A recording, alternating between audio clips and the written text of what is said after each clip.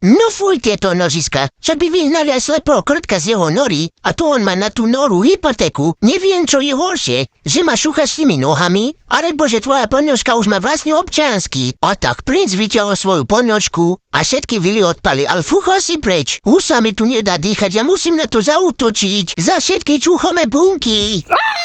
Ľudia, mám ešte nos? Šúcham faktúry a v ten moment zostúpil zápach a zasiahol nevinného. Takto nejako sa cítia 10. školskej aktovke, že? Toto není nočná mora, ale nožná.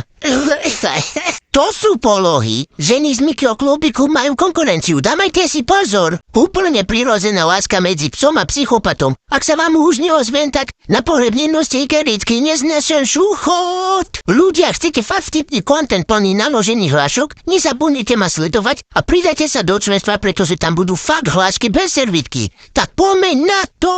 A nezabudnite nakodiť Bailey Hori 64. Čaute!